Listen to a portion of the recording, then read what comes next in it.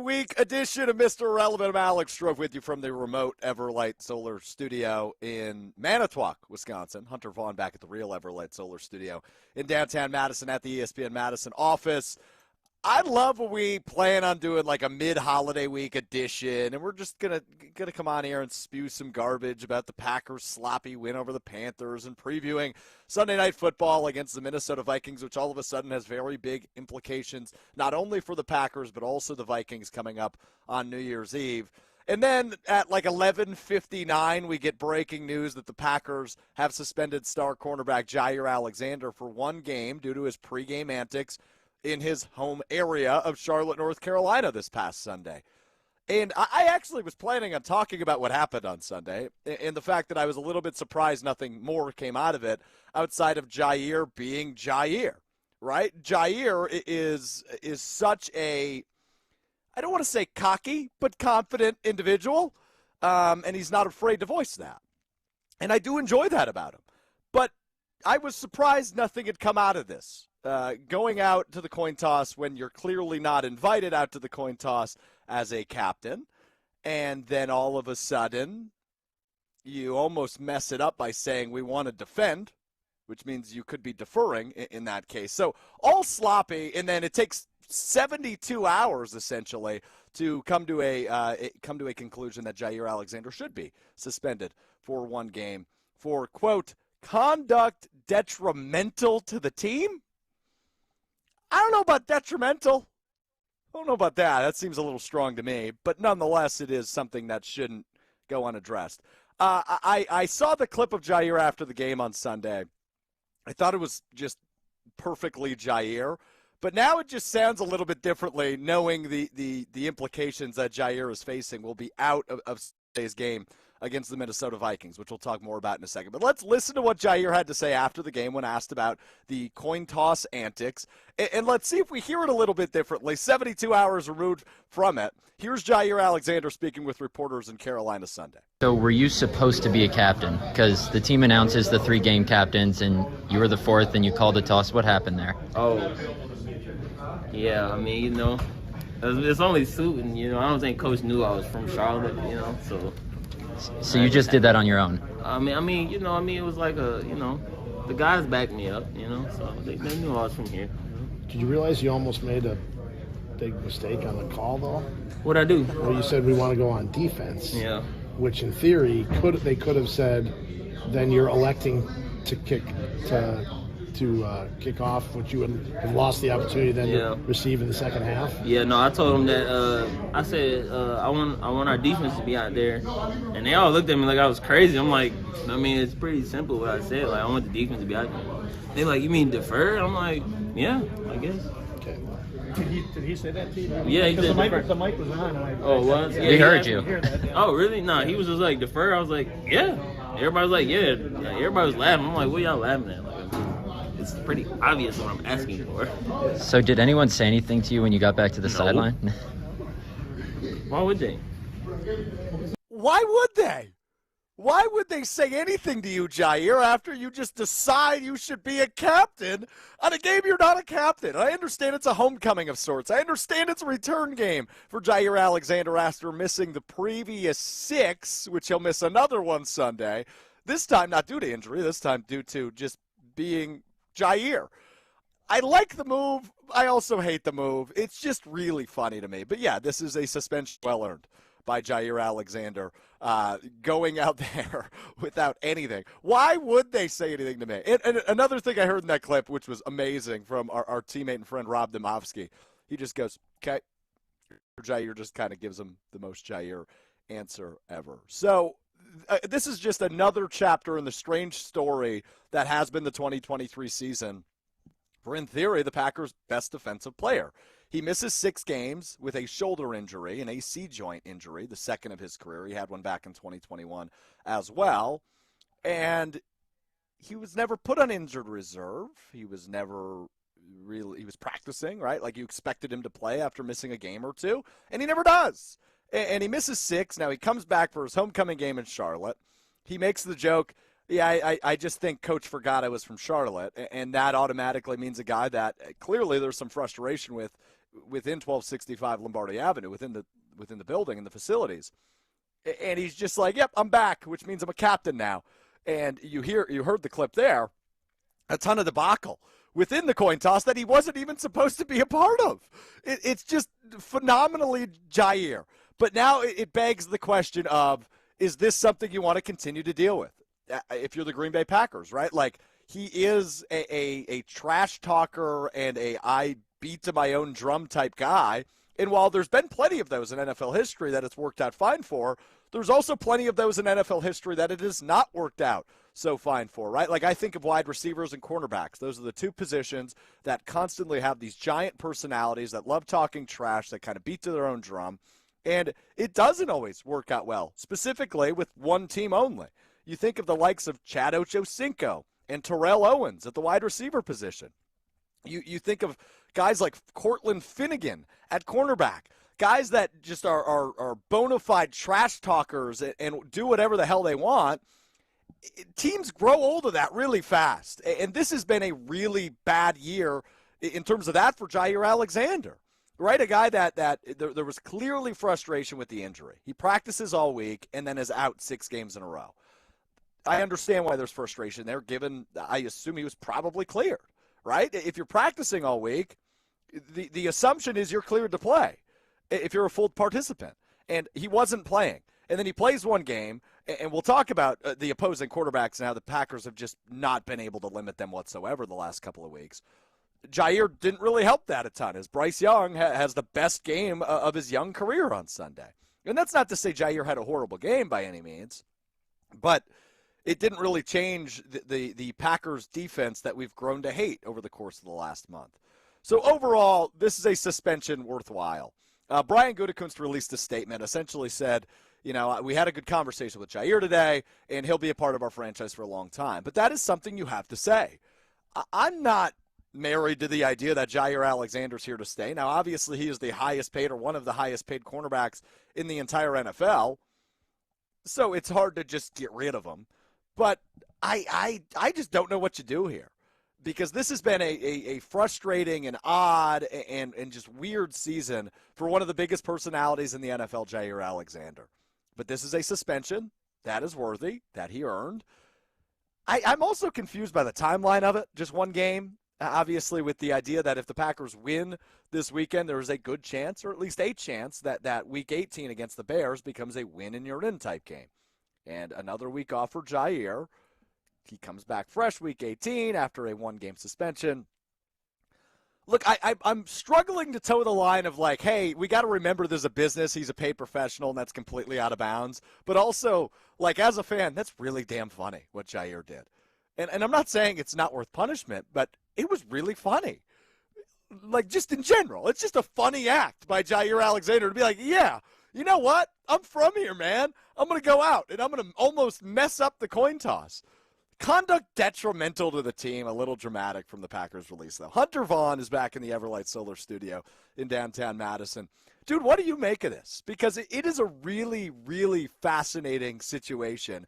We know Jaire's a huge personality. To do this and then get suspended 72 hours later, just all weird, Hunter. What do you make of this? My first thought was, why did they wait so long? Like, just suspend the guy the day that it happens. Because you're obviously pissed off about it, so just go and do it.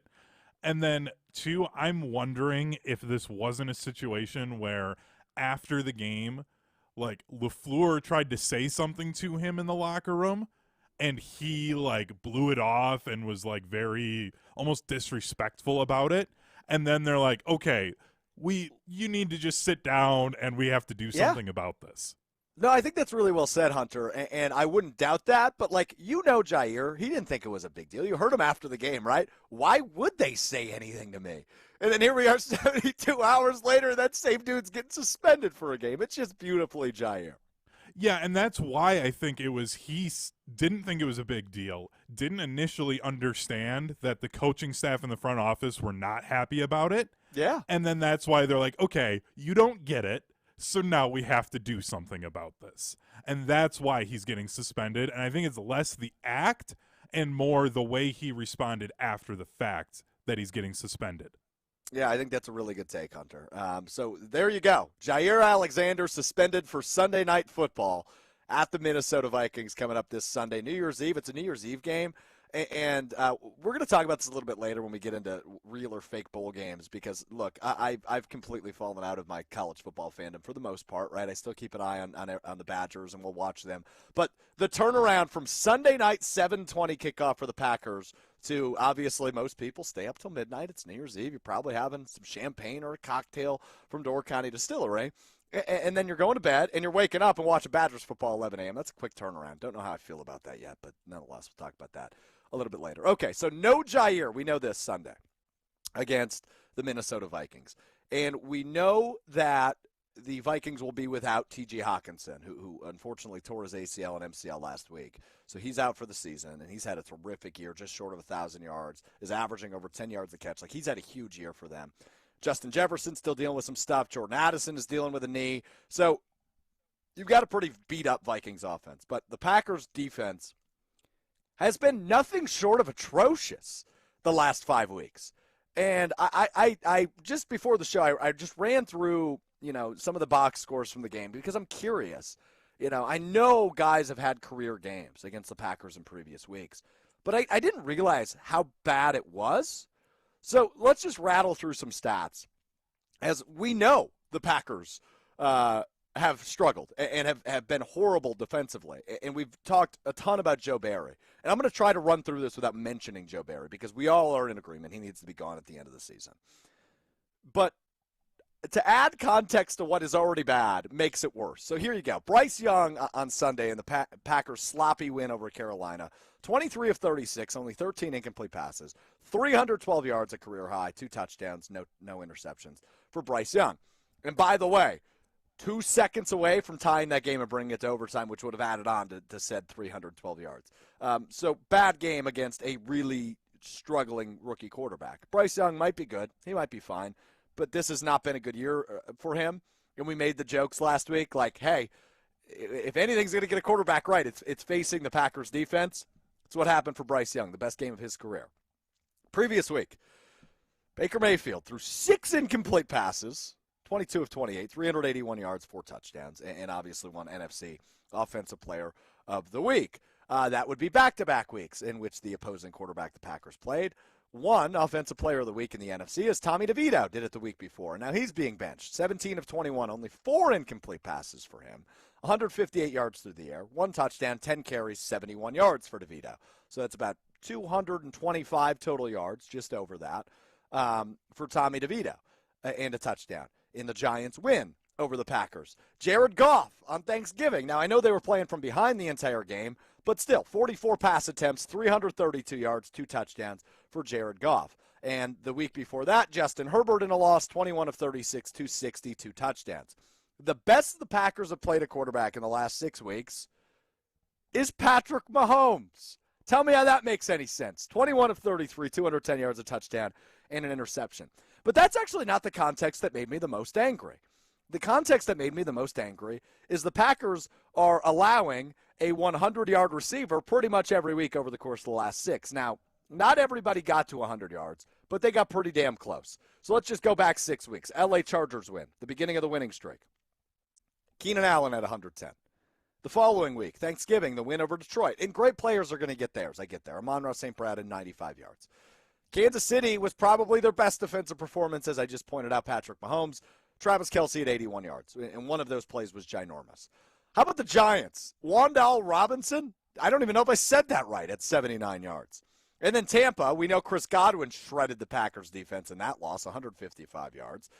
And then Carolina had a pair of almost 100-yard receivers last week. DJ Chark at 98, Adam Thielen at 94.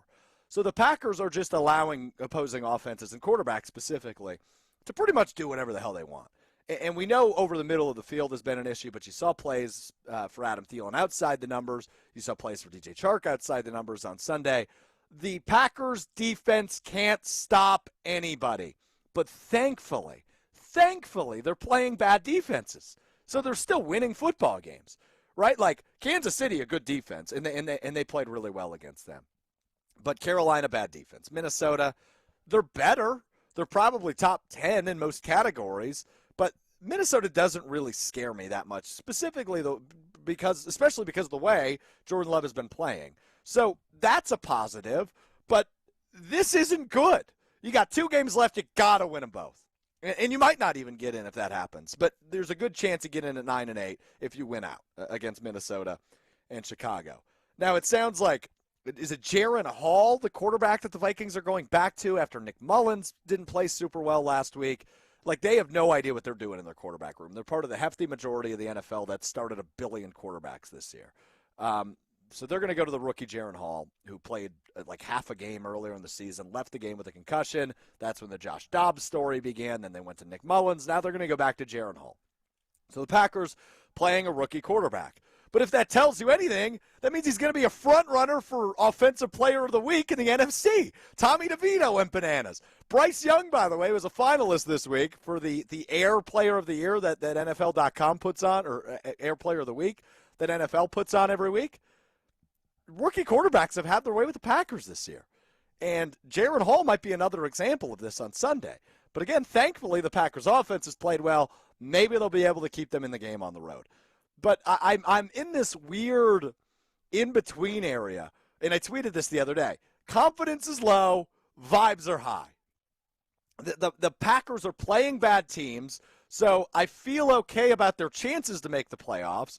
But again, nothing would surprise me at this point about this Green Bay Packers team. So the confidence is low, the vibes are high. That's where I'm at. Confidence and vibes is what this season is kind of all been about. Outside of the obvious is Jordan Love the guy conversation. But I'm not feeling super confident that the Packers will win either of these games.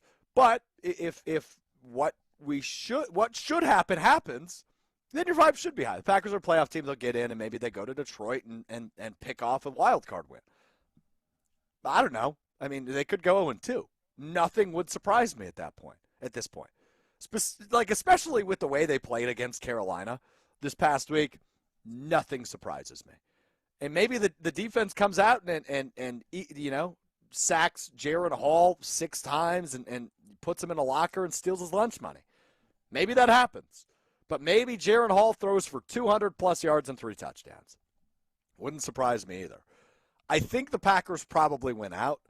I just think it's going to be as sloppy as what we saw on Sunday against Carolina. And it's going to be some painful football. And it might be high-scoring affairs in which the opposing quarterbacks do whatever they want. But I think the Packers probably win out and get in. They need a couple things to break their way, of course, but I'm feeling okay. Vibes are high. Confidence is low. Now, what this all brings me back to, though, is like, what is the point of these last 2 games? You suspend Jaire. If you get in, you're definitely not making a run to the Super Bowl. And I should never say never, but I will say never. The Packers make it to the Super Bowl or the NFC Championship game. Maybe they rip a win in the wild card round, but that's about as far as I see them getting.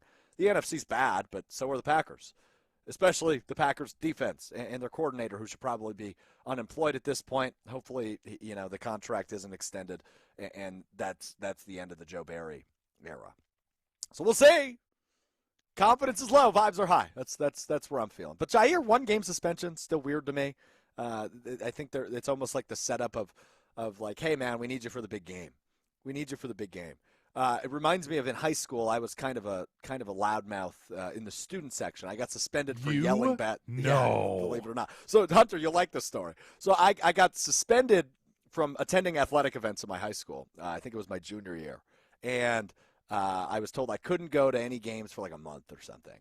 And then they changed my suspension because one of the basketball games was going to be on local television. It was a big game.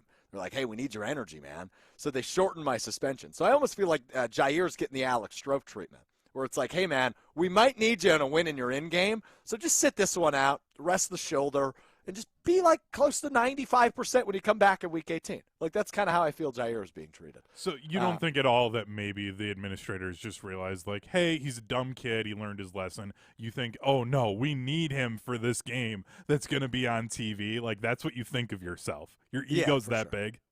No, but I'm not even joking, Hunter. That's actually what was said to me.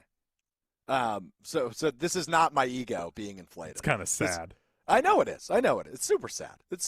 And I'm mad I even brought it up, but nonetheless, that's what my head went to, because it's just like hey, you kind of need to be disciplined, but like it's really not that big of a deal type discipline. Like that's how I feel about this Jaire thing. And it is a big deal, specifically like if it would have went wrong, if they would have just deferred and kicked off both halves. Yeah, that would have been bad, but nonetheless. All right, let me tell you about my friends from Door County Distillery. Locally produced, handcrafted, and award-winning spirits. If you still got holiday gatherings coming up this weekend like I do, New Year's, of course, coming up, and you still got tailgates. There's still one more Green Bay home game. Elevate it. Door County Distillery. They make great vodka, great gin, great bourbon. 3 kinds of great whiskeys, including their bourbon. They've got the Rock Island rum. They've got cherry and apple brandy, whether you want to put that in a warm drink or a cold drink. Make your old fashions with the cherry brandy I have. It's delicious. It's a little bit different, but it's delicious. Do it right with Door County Distillery. Check out their website, doorcountydistillery.com. For the retailer nearest you, as well as a huge list of unique cocktail recipes. I mentioned some of the hot drinks, the cold drinks. You can just go on their website and click what you have, and they'll give you a huge list of cocktail recipes to try out. It's awesome. It's a really cool tool on their website that I highly recommend. So check it out, doorcountydistillery.com. That's doorcountydistillery.com for the retailer nearest you, and a huge list of unique cocktail recipes. All right, I want to pull back in producer Tiny Hands, because you're kind of you're not kind of. You are the college football nerd at ESPN Madison, as well as obviously the resident college football nerd on this program. Since I have not been hosting ESPN Wisconsin College Game Day this year, I've kind of fallen out of college football a little bit. Like, I've watched some of the bowl games. It's not like I'm not a fan, but I used my Saturdays differently this year than preparing for a pregame and postgame show. So, I did grocery shopping on Saturdays, and I missed some of the big games. I know what's going on. I know the college football playoff field. I know some of the bigger bowl games. But, I know Jimmy Kimmel sponsored a bowl game last year. How many is there? 41, is it, bowl games total? That sounds right. I didn't look at the exact number. I think it's 82 teams. Minnesota was the 82nd team in. Because they got good grades. Bunch of nerds. They're a bunch of nerds. But they won their bowl game yesterday. And their quarterback, who, by the way, I won a little bit on Prize Picks this weekend, so I sprinkled a little bit on yesterday just to see if I could keep the winning streak going. And I took the quarterback who I'd never heard of. He made his first start yesterday. Over, I think it was 155 passing yards. Hunter, he had 26 passing yards, and they won the game. 26. Ugh. 26 passing yards. I think he had 18 completions for 26 yards. That's a horrible stat line. That's a team that doesn't belong in a bowl game despite winning the bowl game. So anyway, you've come up with a list of what? Is it 5, 6 I've got bowl games? 5. Okay, and some of them are real, some of them are fake? Correct. All right, so let's just rattle these off. I hope I get all of them wrong, because I wouldn't be shocked if I do. What's bowl game number 1 on your list? First off, the Scooters Coffee Frisco Bowl. Okay, so I think this is real, strictly because I think I remember seeing it on TV a couple. Was it on last week? I'm going to say this is real. How'd I do? That is real, and it was UTSA beat Marshall 35-17. Wow, great game, man. There's too many bowl games. Scooters Coffee Frisco Bowl. So does that mean it takes place in Frisco? Yes, it was in Frisco, sponsored by the coffee shop. Okay, I got you. Good stuff. All right, I'm 1 for 1. I don't expect me to go 5 for 5. What's bowl game 2? The Palmer Technologies Gotham Bowl. This is fake. This is a Batman reference. Mr. Batman making a Batman reference, right? So the Gotham Bowl was real. It was last played in 1962. Palmer Technologies is a company within the DC universe. Okay, so the Gotham Bowl in 1962. What is Gotham? Well, that's like New York City. It's a nickname for New York, so it was played in New York. Okay, so I know several nicknames for New York. I've never known that that's the Gotham City. Well, it's not the Gotham City. They just call it Gotham. I don't know why. I just know that that's a thing. All right, yeah, that sounds like you. You know a lot of random stuff, and I'm so excited for what Strouf learned today, because I'm going to teach you something you already know. Anyway, what's bowl game 3? Number 3, the Bojangles Fort Worth Classic. Ooh. I'm going to say this is real, although I think it might be fake. I'm going to say real, though, just because I know Bojangles is big in the South. How'd I do? It is fake. The Fort Worth Classic did happen in 1921. The Center Praying Colonels were 7-2. They beat an undefeated 9-0 awesome. TCU 63-7. TCU went undefeated until that game, and then they lost 63-7. Then they lost by 56 points. Yes. Wow, to the that's praying phenomenal. Colonels. And by the way, I just got to applaud you for your research. That's a bowl game that happened 102 years ago. Well done. Thank you. I didn't do a whole lot else this morning. Up next, we have the San Diego County Credit Union Poinsettia Bowl. Say that one more time for me. The San Diego County Credit Union Poinsettia Bowl. That's fake. That's got to be fake. It was a real bowl, so it's a bit of a trick question. It ended in 2016. I'm going to call it real then. That's a real bowl. It was, at least. The San Diego Credit Union had the wow, good for them. Yeah. But also, like, Jimmy Kimmel sponsored. But, yeah, that makes sense. But then Jimmy Kimmel also sponsored a bowl game. So I don't know. I don't know what it takes to get a bowl game, but I would love to. That might be my number one bucket list item is I would eventually like to sponsor the Alex Strouf Poinsettia Bowl. I just think that sounds lovely. All right, what's next? And then the final one, the Bad Boy Mowers Pinstripe Bowl. Okay.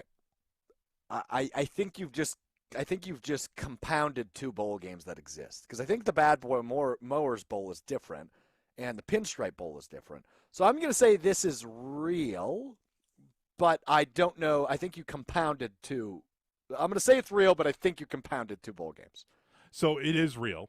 Okay. It is completely real. They've changed it a bunch. When Chris Orr played in it, it was the New Era Pinstripe Bowl. Yeah.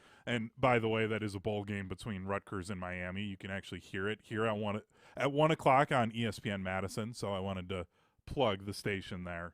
So it kicks off in 1 minute, is what you're telling me. At 1 o'clock tomorrow. Oh, tomorrow. So it kicks off in 24 hours and 1 minute. Yes, 24 hours and 1 minute, a triple header of bowl games on ESPN Madison tomorrow. That's right, big bowl game day tomorrow. I mean, big bowl game day every day leading up until the playoff on Monday. I feel like the 28th here now, every single day going forward, this is where the bowl season is really at its best. Yeah, these are the worthwhile bowl games, right? Like some of the ones you referenced before, like whatever the one Marshall played in, like that's not very worthwhile.